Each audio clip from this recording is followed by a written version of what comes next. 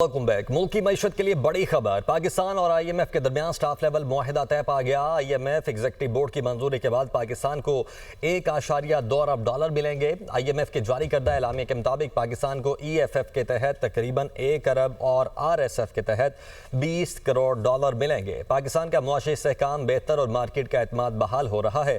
14 سال بعد current account surplus حاصل ہوا۔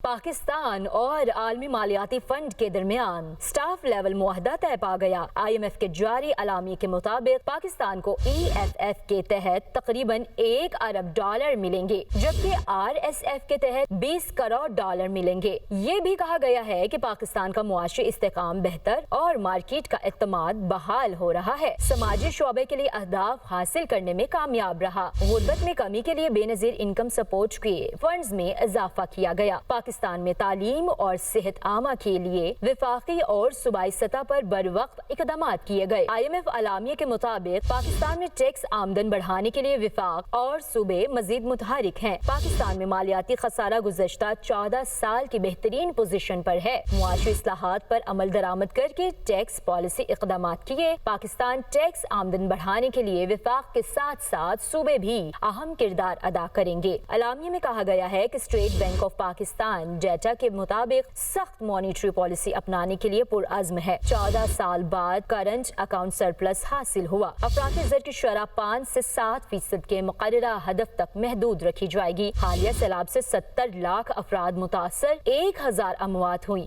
زرعی شعبہ متاثر ہونے سے جی ڈی پی کی شرح نمو 3.25 سے 3.5 تک رہنے کا امکان ہے۔ زر مبادلہ کے ذخائر مستحکم رکھنے کے لیے متحرک ہے۔ پاکستان توانائی کے شعبے میں اصلاحات پر کاربند ہے۔ اعلامیہ میں یہ بھی کہا گیا ہے کہ زرعی پیداوار میں بین الاقوامی مقابلے کی تیاری اور غذائی تحفظ یقینی بنانا ہوگا۔ نئی ٹیرف پالیسی کے تحت عالمی تجارت کو فروغ دینا ہوگا۔ پاکستان موسمیاتی تبدیلیوں کے 28 ماہ کے آر ایس ایس پروگرام کے اہداف پر بھی عمل درآمد یقینی بنائے گا۔ ٹرانسپورٹ کے شعبے میں ماحولیاتی آلودگی میں کمی کے اہداف حاصل کرنا ہوں گے۔ وزیر خزانہ سینیٹر محمد اورنگزیب کی آئی ایم ایف کے ڈپٹی مینیجنگ ڈائریکٹر نگل کلارک سے ملاقات۔ ڈپٹی مینیجنگ ڈائریکٹر نگل کلارک کی آئی ایم ایف پروگرام کے حوالے سے پاکستان کی کارکردگی کی تعریف۔ وزیر خزانہ نے ملکی معیشت میں بہتری اور استحکام کے سفر کو جاری رکھنے کے عزم کا اظہار کیا۔ سٹاف لیول ایگریمنٹ جلد طے پانے کے حوالے سے امید کا اظہار کیا۔ آئی ایم ایف کی جانب سے پاکستان میں حالیہ سیلاب کے دوران جانی و مالی نقصان پر اظہار ہمدردی پر شکریہ ادا کیا۔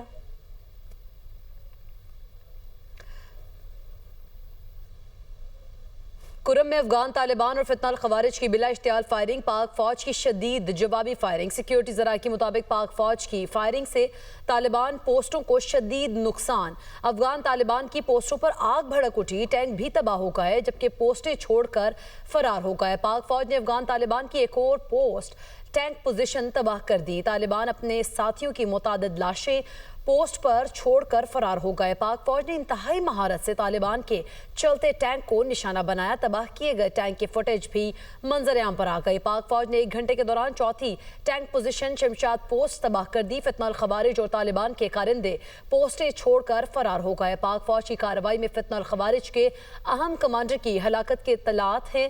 خوست افغانستان نے 5ویں ٹینک پوزیشن نارگسر پوسٹ پر کھڑے ٹینک کو بھی تباہ کر دیا گیا۔ طالبان اور فتنہ الخوارج کے متعدد کارندے ہلاک ہو گئے جبکہ چیک پوسٹ خالی کر دی گئی ہے۔ طالبان کارندوں نے ایک اور پوسٹ پر سفید جھنڈا بھی لہرا دیا۔ پاکستان کی اسلام آباد میں موجود سفارتی مشنز کو پاک افغان جنگ پر بریفنگ۔ سیکرٹری خارجہ نے غیر ملکی سفیروں کو پاک افغان سرحد پر حالیہ پیش رفت سے آگاہ کیا۔ ترجمان دفتر خارجہ کے مطابق پاکستان کے جائز سیکیورٹی خدشات، علاقائی سالمیت اور قومی سلامتی کے تحفظ کے لیے غیر متزلزل عزم پر زور دیا گیا۔ روس کا پاکستان اور افغانستان کے درمیان جھڑپوں پر تشویش کا اظہار۔ دونوں ممالک کی فریقین سے تحمل کا مظاہرہ کرنے کی اپیل۔ چین کا کہنا ہے دونوں ممالک کے درمیان کشیدگی پر گہری نظر رکھتے ہوئے ہیں۔ پاکستان اور افغانستان پڑوسی ممالک ہیں۔ روس نے رد عمل میں کہا پاکستان اور افغانستان بات چیت کے ذریعے خدشات کو دور کریں، کشیدگی سے گریز کریں، مسائل پرامن طریقے سے حل کیے جائیں۔ حماس نے ہتھیار نہ ڈالے تو طاقت کے استعمال سے غیر مسلح کریں گے۔ ٹرمپ کی وائٹ ہاؤس میں میڈیا سے گفتگو۔ حماس کو وارننگ میں کہا حماس سے امریکہ کے اعلیٰ سطح کے حکام نے بات کی. حماس نے بتایا کہ وہ غیر مسلح ہو جائیں گے اگر حماس نے معاہدے پر عمل نہ کیا تو واشنگٹن خود اقدامات کرے گا. اسرائیلی وزیراعظم کا کہنا ہے کہ غزہ میں ہتھیاروں کی فیکٹری بند ہونی چاہیے اور حماس ہتھیار پھینک دے. اسرائیل کی اقوام متحدہ کو غزہ میں امداد کی منتقلی روکنے کی دھمکی. اسرائیلی فوج کی غزہ میں واپس جانے والے فلسطینیوں پر فائرنگ. 9 فلسطینی شہید، متعدد زخمی ہو گئے. اقوام متحدہ میں پاکستان کے مؤثر کردار کا ایک بار پھر اعتراف. پاکستان 28 اور 2026 تک اقوام متحدہ کی انسانی حقوق کونسل کارکنان منتخب ہوگا. نائب وزیر اعظم اسحاق ڈار نے ایکس پر پیغام میں کہا پاکستان کو کونسل کے لیے بھاری اکثریت سے ووٹ ملے. پاکستان کا انتخاب انسانی حقوق کے فروغ کے لیے ہمارے کردار کا اعتراف ہے. اقوام متحدہ کے رکن ممالک نے پاکستان پر اعتماد کا اظہار کیا. پاکستان عالمی برادری کے ساتھ مل کر انسانی حقوق کے لیے کام جاری رکھے گا. آگے بڑھتے ہیں. پاکستان سٹاک ایکسچینج میں تیزی. 100 انڈیکس میں 1227 پوائنٹس کا اضافہ. 100 انڈیکس 1,66,703 پوائنٹس پر ٹریڈ اور ٹریڈنگ کے دوران 100 انڈیکس 1,67,142 پوائنٹس کو چھو گیا ہے. اسی حوالے سے ہمارے ساتھ ماہر معیشت ڈاکٹر خاقان نجیب صاحب موجود ہیں. ڈاکٹر صاحب بہت شکریہ آپ نے ہمیں جوائن کیا. ہم نے دیکھا کہ پرسوں مارکیٹ تقریباً 5,000 پوائنٹس ڈاؤن ہوئی, کل 7,000 پلس ہوئی اور آج ایک بار پھر سے 1,000 سے زیادہ مارکیٹ ابھی تک اوپر جا چکی ہے. ابھی دیکھتے ہیں آگے پورا دن کیسے بیہیو کرتی ہے. کیسے انالائز کریں گے مارکیٹ کے اس فلکچویشن کو؟ دیکھیے 2-3 چیزیں ہیں. ایک تو یہ ہے کہ جو ملک میں تھوڑی سی ایسی لا اینڈ آرڈر کی سچویشن کریٹ ہوئی.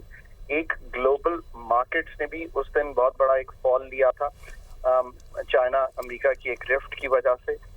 جو ہماری تیسری یہ تو انٹرنل سیکیورٹی کے کچھ ایشوز آئے, پھر ایک بارڈر سیکیورٹی بھی کے ایشوز آئے جب افغانستان کے ساتھ ایک اسکرمش ہوئی. ان سب چیزوں نے جو انویسٹر کانفیڈنس ہے اس کو تھوڑی دیر کے لیے ہلا دیا تھا. بٹ جو فنڈامنٹلز ہیں ملک کے وہ وہیں کھڑے تھے, جس کا مطلب ہے کہ ایک IMF کی انگیجمنٹ چل رہی تھی, وہ ڈیلے ہو گئی تھی بٹ ہو گئی ہے.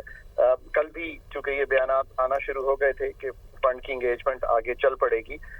سو مارکیٹ نے جو جسے کہتے ہیں نا اپنا جو کریکشن کی تھی, اور corrections are healthy for the market because جو بہت ایکسٹرا لوڈ اٹھا رہے ہوتے ہیں, لیٹ سے کہ آپ نے لیوریج پہ بورو کر کے مارکیٹ میں بائی کیا ہوا ہے, تو اگر وہ بورنگ کیپیسٹی آپ کی اتنی نہیں تھی تو آپ نکل جائیں گے بیچ میں سے. And corrections are always healthy and they give new investors the chance to enter the market.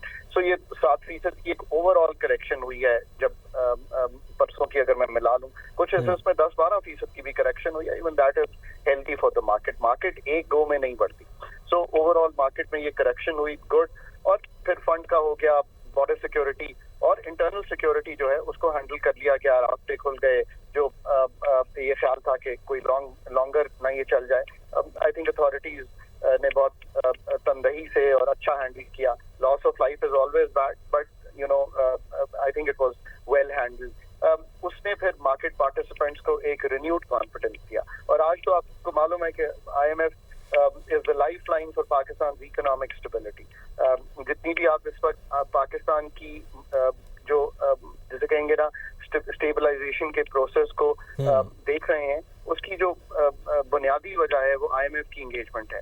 اور میں ہمیشہ سمجھاتا ہوں کہ کوئی بھی ملک جب IMF کی انگیجمنٹ میں جاتا ہے تو تحقیق, لٹریچر, بہت سی اسٹڈیز ہمیں یہ بتاتی ہیں کہ 18 سے 20 ماہ میں ایک اسٹیبلائزیشن جو ہے وہ ہولڈ لے لیتی ہے. اس کا مطلب ہے افراط زر یعنی کہ قیمتیں 29% پہ بڑھ رہی تھیں, آج 5% کے قریب بڑھ رہی ہیں, اور لائکلی ہے کہ ہم اسی بینڈ میں 5 سے 7 کے رہیں گے. گڈ.